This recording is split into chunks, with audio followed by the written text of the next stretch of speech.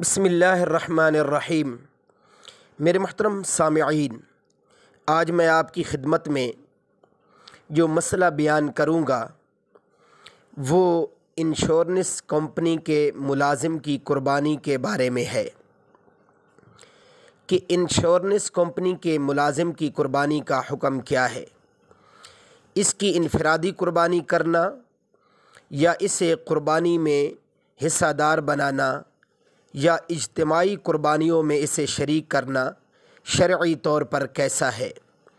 میرے محترم سامعین، اس مسئلہ کا جواب تفصیلی طور پر توجہ سے سماعت فرما لیجئے۔ انشورنس کا دار و مدار سود یا جوئے پر ہے۔ سود اور جوئے کی آمدنی حرام ہے اور حرام آمدنی سے قربانی کرنا جائز نہیں ہے، لہٰذا مشترکہ یا اجتماعی قربانی میں ایسے آدمی کو شریک کرنا درست نہیں جس کی آمدنی صرف یا غالب انشورنس کمپنی کی ہے۔ ایسے لوگوں کو بلکہ ان کی انفرادی قربانی بھی اس آمدنی سے جائز نہیں ہے، نہ ہی انہیں اپنی قربانی میں حصہ دار بنانا چاہیے اور نہ ہی اجتماعی قربانیوں میں انہیں شریک کرنا چاہیے۔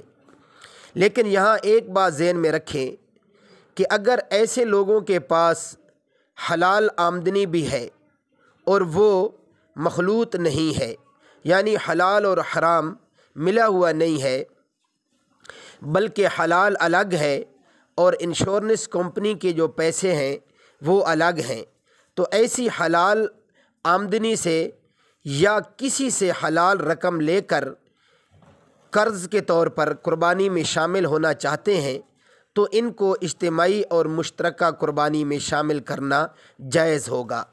لیکن اگر صرف انشورنس کمپنی کی ان کے پاس تنخواہ ہے یا پیسہ ہے تو اس لحاظ سے انہیں اپنی قربانیوں میں شامل کرنا یا حصہ دار بنانا یہ جائز نہیں ہے۔ اگر ان کے پاس حلال آمدنی ہے، وہ الگ ہے، تو پھر اس صورت کے اندر انہیں اپنی قربانیوں میں شریک کیا جا سکتا ہے۔ اللہ رب العزت عمل کرنے کی توفیق عطا فرمائے۔ وآخر دعوانا ان الحمد للہ رب العالمین۔